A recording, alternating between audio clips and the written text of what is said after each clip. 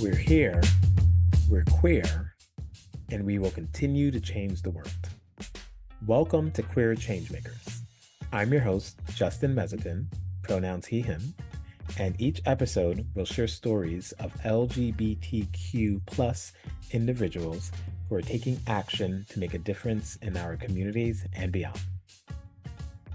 And today we have with us Sarah Nealy. Welcome to the show. Thanks for having me. Would you like to give a brief introduction as to who you are and what you're up to these days? Sure. My name is Sarah, or SC, and I'm a non-binary therapist in Arlington, Virginia, and I'm also a writer. I own a group practice called the LGBT Counseling Collaborative. We are a group of all queer therapists and clinicians for queer clients and their families and allies. Our goal with our practice is really to bring clinicians with lived experiences together with clients who want therapists who have more similar lived experiences rather than are just affirming. And so that is our goal, as well as to be a team where we can go to work every day and be around other queer people and feel kind of more at home. So that's kind of a big goal there. And then I also write. Um, I've written 30 novels so far. And so, yeah, that's my like fun side thing that I do. And most of them are romance novels. I started out writing straight romance when I was in the closet. And as I came out of the closet, it sort of transitioned with me. Definitely want to get into the novels, but let's start with the therapist direction first. Two questions with that. So one is what got you into wanting to be a therapist and going on that journey? I took a general psychology course in high school, and I, it was like an elective that you could choose, and it just clicked. I was like, this is what I'm going to do for sure. It took another 10 years after that before I actually started doing it. But Mhm. it was something I knew then, like it just clicked in my gut. This is what I want to do. And ever since then, it's always been a goal. And then I went back to school, graduate school in my late 20s, and then, finished school, finished residency, and started, working out as a therapist at other practices, and then started my own like private practice just myself. And then as I did that, I was realizing it's really lonely to work alone and I wanted coworkers and people around me. And so I started looking around into creating a group practice. Specifically, I mostly work with the queer population and always have. Um, and a lot of the group practices that I worked in previously, certainly no shade or anything, but I was always the only queer person on staff or one of the only. And so there was like a tokenized feel to that often, or if like, a client came in that identified as queer or somewhere, it would automatically, go to me. And I was the like spokesperson for everything queer. And I was like, oh, I don't really want to be, that tokenized spot everywhere I go. And so I was like, it would be really cool to just like work with all other queer people and focus on that. Of course, we see straight people.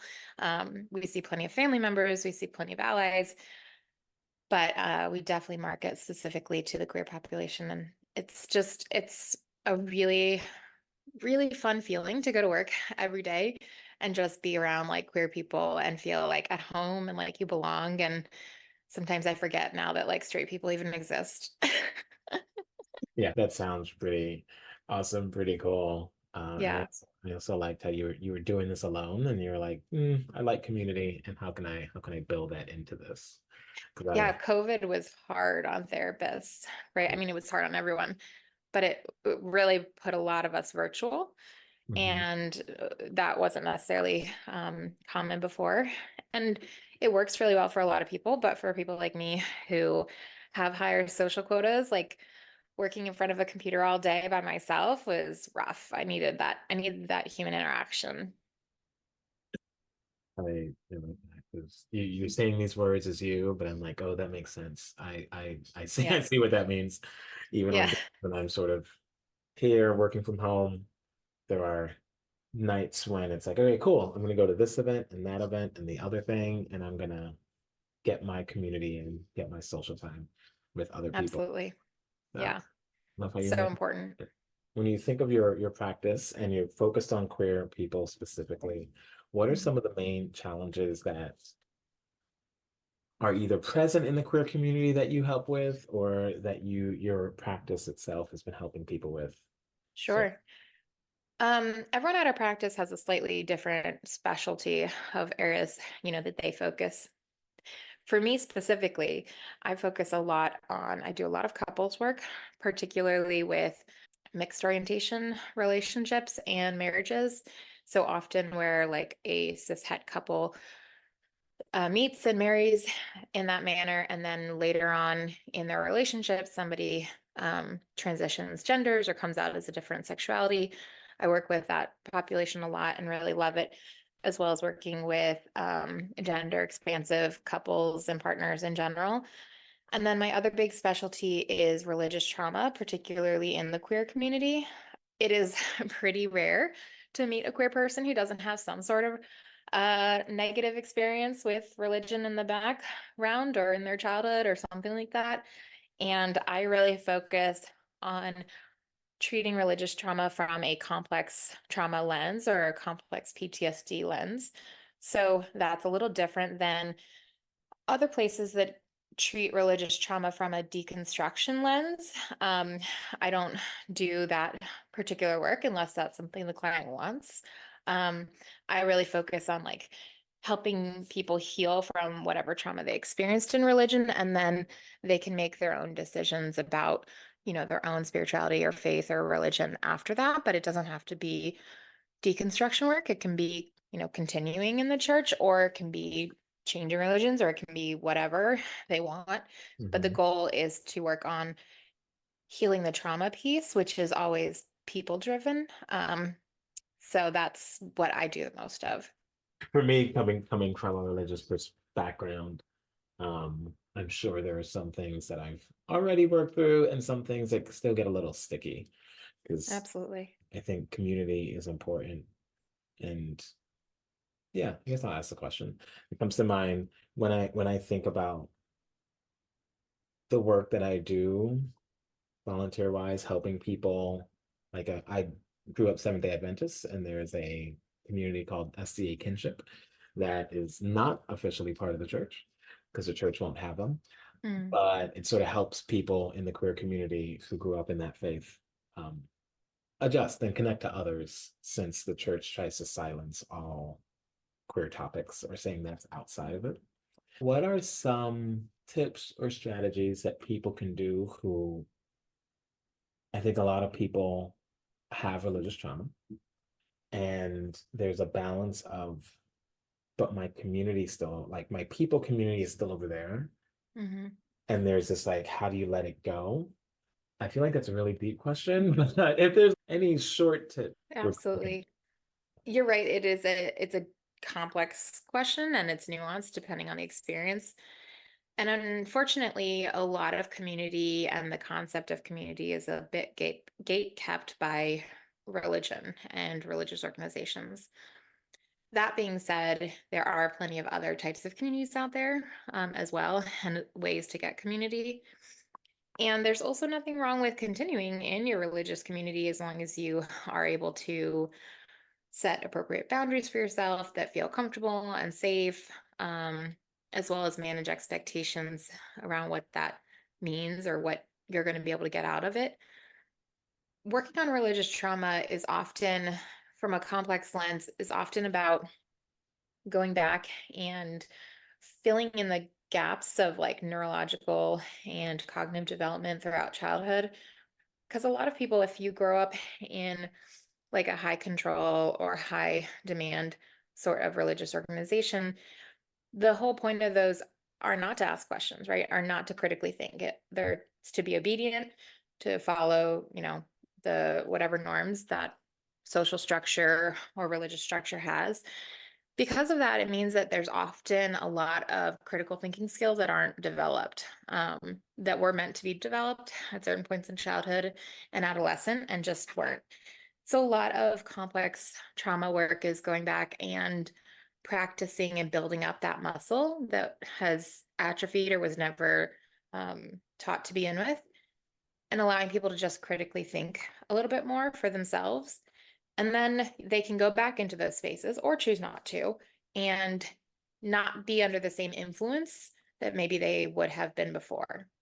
Thank you for adding to my Sure. perspective because that's a deep one. Yeah. Because I've heard it in certain, how do I say it? Facebook groups for people who've left this Yeah. religion. So there's like for people outside of it, it's easy to be like, you're just not thinking, right? And Yeah. you don't want to call all the people stupid, but that's what a lot of people are doing because it's quicker and Yeah. easier. But But that's that black and white thinking, right? That's not the critical thinking piece. mhm. And the whole goal of actually healing from trauma, whether it's religious or not, is allowing yourself to think more nuanced. So just saying, like, oh, I'm out of it and you're stupid for still being in it, that's not healing. That's not growth. That's still black and white mindset. When it comes to your practice and Mhm. working with you, are there Yeah. specific limits to who you can serve? There's like location or jurisdiction licensure Mhm. limits. We're licensed in Virginia and DC right now, and Maryland and Louisiana. That is going to change and continue to grow as this year, at some point in this year, the counseling compact will go into effect for Virginia, and that will open up a lot of virtual options for other states. And then the social work compact is, I believe, also on its way to coming. Um, and so once those go through, those limitations of states, which states we can work with, will be drastically opened up. Okay, cool. And if someone did want to see you in person, is that option available? Yeah, we have offices in Arlington, North Arlington area, Cherrydale neighborhood. We're right on a bus line. We're about a mile from Virginia Square Metro or Boston Metro. Um, and we do virtual and in person. I personally love in person. Virtual therapy has its own benefits, but it is a different service than in person. And they're very just different types of therapy. And so I'm always encouraging people, if possible, to try the in-person option, um, if they have the availability to do so. Cool, cool. And so when we were talking, you had mentioned you also may have a program starting in June, like a group program. How does that work? Yeah, one of the things we do at our practice that we really love is group therapy. Um, One of my, biggest beliefs is that often our earliest pain, our earliest trauma is in our first group, which is usually our family, right? And so to then, when you are older, heal in a group setting is a very special type of healing, and kind of reforming a new way of working within group settings and with other people than from the setting or the group that originally maybe caused the hurt or whatever issues that you kind of came in with. So we do a lot of group therapy work. Some of our groups are like topic themed or have something like time limited. Like my religious trauma group is 14 weeks long and I do it 2 or 3 times a year. I have a like beyond sex ed group where I do a lot of like psychoeducational work for those who identify as women. That's only 8 weeks. All of our other groups, though, are process groups, and so those are ongoing. Um, and we're starting a new process group in June for partnered men, so men who are in relationships. And then in September, we're starting a new group for queer teens, specifically like 13, 14 to 17, 18. Pretty cool, pretty and like diverse. It's a lot of fun. People are very anxious about the idea of group therapy, right? It's not well portrayed in media and TV shows and things like that. It's often, um, you know, a comical thing or, an embarrassing thing or people are like, oh, I have social anxiety. Why the heck would I go and do a group? But it's actually really incredible and such an amazing experience. As both, I've been a client in group therapy. Of course, I also lead group therapy, and it is just such a wonderful experience. I love how that theme of community sort of comes back into that, Yeah. both for you personally and how you like doing things. And do feel like for me, sometimes when I've done sort of coaching type of things, the one-on-one coaches are helpful, Yeah. but sometimes the group coaching settings for me have been like, oh, okay, this is good. Yeah. I'm not, because sometimes that one-on-one for me can feel like, how do I fix myself? Or like this person has all the answers. But when other Yeah. people are learning on that journey, it's like, oh, okay. Like I Yeah. see how you took those words and you process them completely differently than me. Yeah. Um, and I'm able to learn from more perspectives and I guess having more of that nuanced thinking that you Yeah. referenced earlier. And it allows you to not feel alone, right? Then you're not isolated in your experiences and you are able to more normalize what you're going through and what other people go through. And I'm a big believer that, if your pain, if your trauma, if your hurt comes from groups or from being in a community, then the way to heal that is through another community, a healthy community, like a group therapy or other sort of support group. Okay, awesome. Awesome. So I will be putting the information about your practice in the show notes so that Thank you. people can connect and follow up if they so desire, ask their own questions. But I do want to get into a little bit of these novels because Yeah. to write 30 novels already and keeping going, that sounds pretty awesome. And I love creativity and just hearing how people go about that. So, same Yeah. question from earlier. How'd you get into writing novels? I started in my early 20s, early to mid 20s. And I had been laid off of a job and I've always been a writer. And so I suddenly had some time to write so I did. And a small publisher helped me kind of get out there to begin with. And then I learned a little bit more about it. And I really like it was a right place, right time kind of thing. It was right as ebooks were starting. That 2012, 2011 time frame where ebooks were just hitting the market and becoming a big deal. And so I just kind of got in at the right time and they started to do well. And I just kept writing. And I finished my last book. I just turned it into a publisher on January 1st. And so I'm taking a break now. I'm not writing anything right now. Um, and I'm kind of reevaluating right now where I want to go with writing. So I'm just taking a hiatus because it was like, I did 30 in 10 years and now I need a break. So That's awesome. And congratulations. That I know people who have the ideas of writing books and have even started, but to mhm. complete 30 in a decade, that's seems like Thank a you. lot. As someone who's not written a Yeah. book, but still seems like a lot. So have they all been romance novels? Not all of them. I've done some like contemporary fiction. Um, but I do really love romance. I think that there's something really healing about finding the best version of yourself through someone else and through a relationship with somebody else. Um, that's always felt really powerful to me. Yes, finding healing within relationship, which is Absolutely. something that just keeps coming out from you. Yeah. And Yeah. so sometimes the way I think about life is we are like just one person and we have Hmm. so many different ways to express ourselves. And Absolutely. what you're doing with your practice and in your writing is sort of very similar, or at Absolutely. least when you think about it. So Oh, that's yeah. been cool. That's been cool. Um, So when you look back at all the novels you've written, is there one queer story that you're like, okay, if you're gonna read one of my books only, this one, um, what might that be?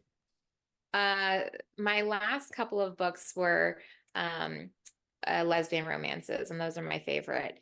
I don't write any gay male romance, although I will say statistically, the biggest writers of gay male romance are straight women, and those are also the biggest readers of gay male romance. I don't know why that is the case, but that is.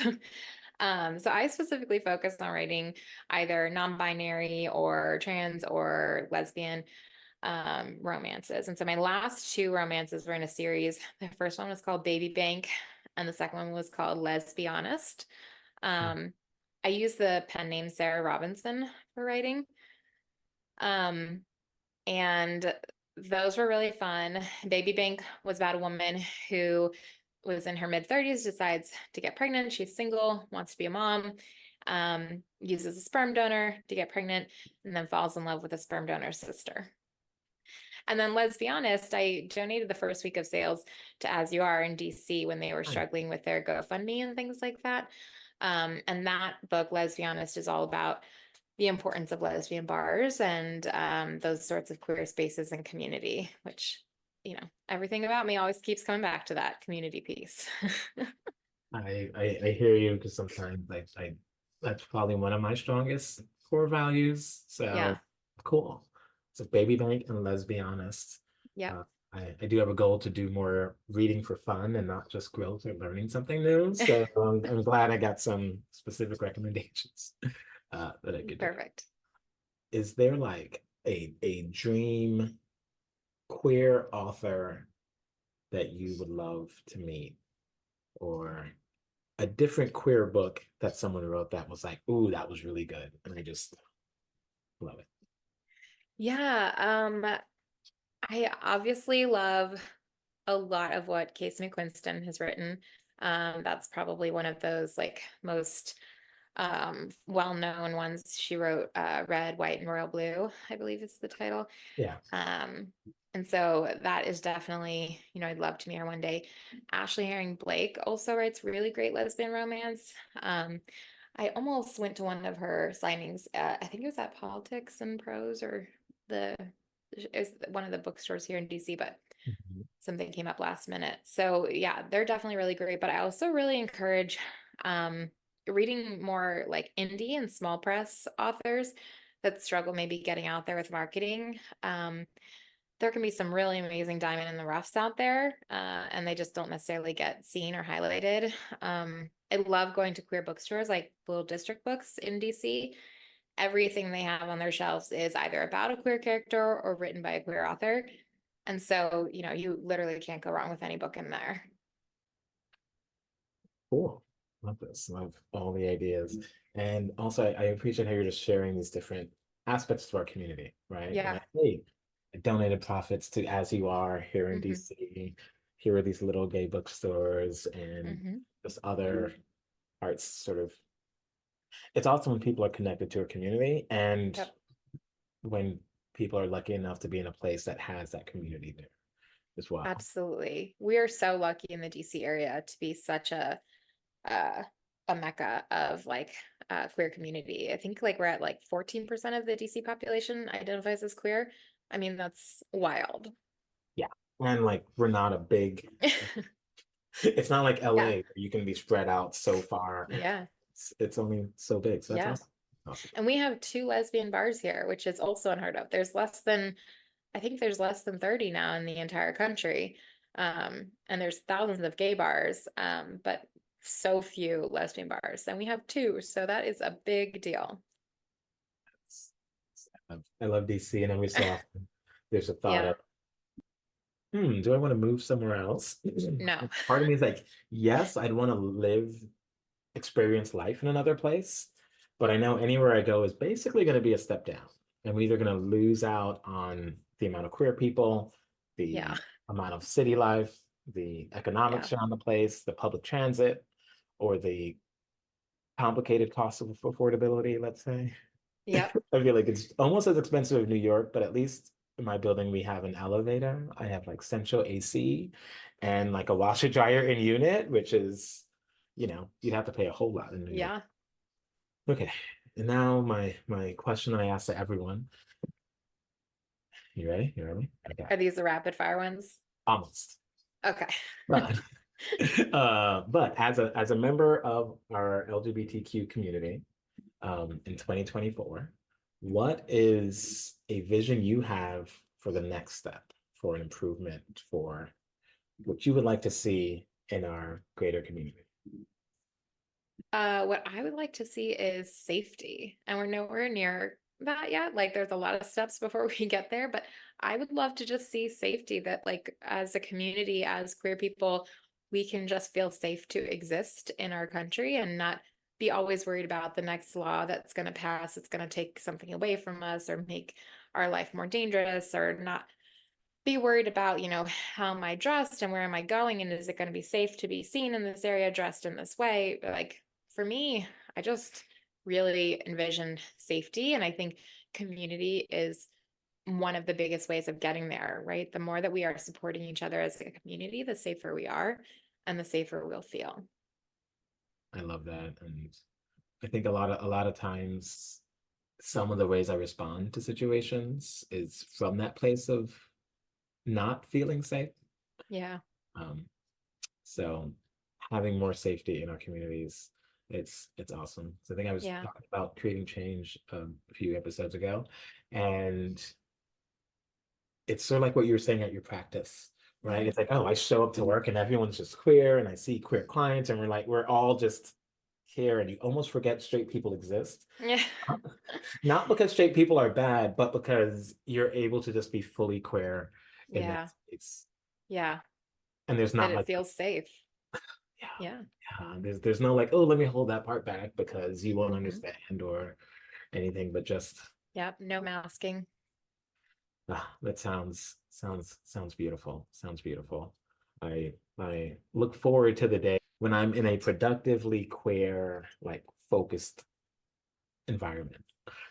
Yeah. I feel like there's this dream I have. I want to start the agency that's just queer people doing queer things for queer Yeah. people, promoting queer values and just like be queer all the time. And then if Yeah. someone says, what about the other people? I'm like, cool, there's other people, right? There's non-queer people who can help them. Um, Yeah. we can all do this and I can, stand in my Did queerness. you did you hear there's a new queer DC co-working space? No, I did not. And Yeah, I I think thank it's in the you for Columbia all of Heights these area. ideas you're throwing out here. But tell me more. Do you know the name of it?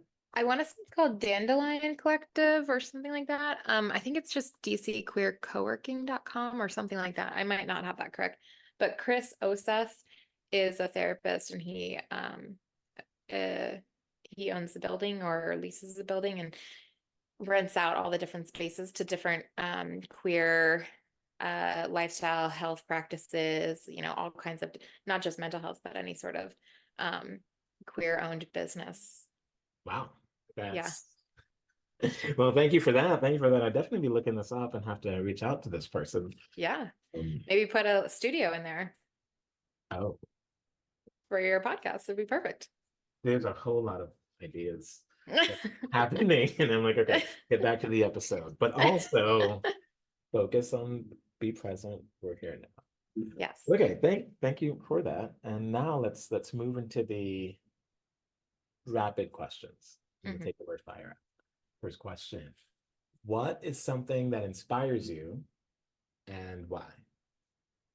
Um, One of the biggest things that inspires me is helpers. So like when something awful is happening, like the people running towards it rather than away, like to help people. Mm. That is always what really inspires me, like that strength in the middle of chaos. Do you have a favorite self-care routine or something you do? I have two little kids, ages 3 and 1. So self-care for me is like getting to sleep alone with the door locked and nobody can bother me for 8 hours. That sounds amazing. I don't remember the last time it's happened, but like that sounds great. Okay, okay. Because you said that, is there something that you like to do that's like a short-term self-care where you're like, you know what, I have 12 minutes of space. Not enough time to sleep, but like something I could do for me. Something just for me. Oh goodness. That's how you know I'm a parent. It's like, what would that be like? Uh, Um, I I love to play like this is so silly. I love to play like Farmville on my phone or some it's not called Farmville, but it's mhm. something like that. Where I just like sit there and I plant my crops and just relax for 10 minutes. That's it. That It's works. very it's very calming. I do appreciate that. I think I downloaded one of those math games that they have for Hmm. like an army or something, and you're like Yeah. multiply by two or subtract by five, and then you have to like figure out how big you are until you get to the end of it. And I have appreciated how it has been a nice little break from the thing I was doing. Yeah, for sure. It can be soothing. So, okay, do you have a favorite joke or something you recently laughed at? Uh, I'm not necessarily very good at jokes. I'm a very like dry wit person. So I consider myself pretty funny, but they're not like necessarily jokes you can like retell. They're like in the moment. But I will say, recently laughed at is I just watched Gender Agenda on Netflix, Hannah Gatsby's Mhm. new comedy special. Absolutely amazing. Definitely recommend it. I was cracking up the whole time. I've heard that, and I just need to get a new Netflix login to to be able to enjoy that. Totally fair. Okay. So for 2024, my word of the year is co-creation. So if you could, what is something that you would like to collaborate with others to create this year? I have been toying with and playing around with the idea of like doing queer inspired picture books for kids to more normalize the queer community, drag queens, non-binary people, non-binary parents, things like that for younger kids. So if that's something I've been thinking about getting into this year, and there are other people in the queer community who I'd love to like put them in a picture book and tell their story to younger kids and make it normal. Awesome. Sounds cool. Yeah. And well, do you also draw, or you'd really somebody else would be bringing that part Yeah, drawing is not my strength. I have to partner with an illustrator for that one. of awesome. So, Just wanted to check. And you never know. And sometimes people start talking about what they do, and I'm like, oh yeah, I also do this thing and that other yeah. thing. Figured I should always ask. Yeah. No, drawing is definitely not like my art is words, Mhm. not pictures. Okay. So who is a queer change maker that inspires you? There's so many. It's hard to Mhm. pick. Um, Top of mind, just because I was just at their show, one of their shows this weekend, is there's a local drag queen, Evita Peroxide, who I really adore, particularly because their mission is bringing Spanish and Latin culture to drag performances and family-friendly drag performances, including like drag story time for kids, and really incorporating like their own Argentinian background into their performances, as well as um, normalizing queerness and drag and art for children and families, and that way of expressing yourself through kindness and inclusivity. And I just think that she has a really powerful message, and I'm really excited to see her keep getting that out there. Cool. Final question. Is there a piece of advice or guiding word of wisdom that you have for listeners or that has helped you in your journey? Yeah, shockingly, I'm sure you'll be so shocked by this, but it's find your community.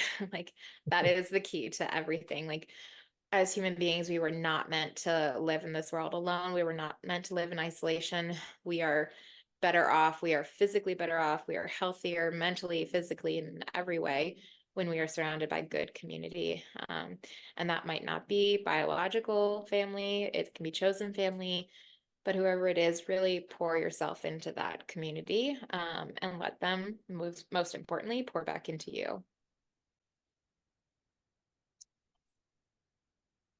Thank you so much. I love that. And I love how you caught at the beginning, like, yeah, yeah, it's gonna be community again. Yeah. This has just been the theme of Yeah. It's so important. it is. It's the favorite parts of my day. And sometimes Yeah. I feel like I go too far into community, where it's if I'm doing something for myself, I'm like, whatever. But if I'm doing it for some others, like, yeah, let's make this cool.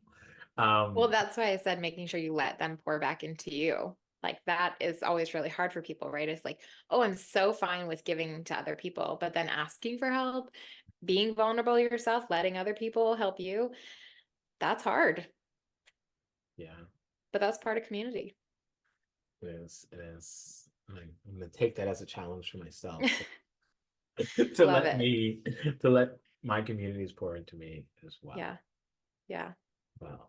Um, well, thank you so much for taking the Of time course. out to have this conversation, for sharing about all the different aspects of yourself, writing, being a therapist, and your journey.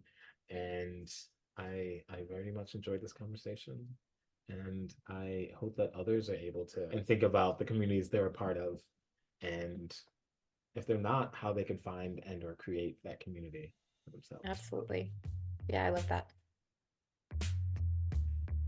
Thank you for listening to this episode of Queer Changemakers. This is Justin, and I hope you were able to get some inspiration and maybe some ideas about how you can take action to create positive change in your life, communities, and beyond. See you next time.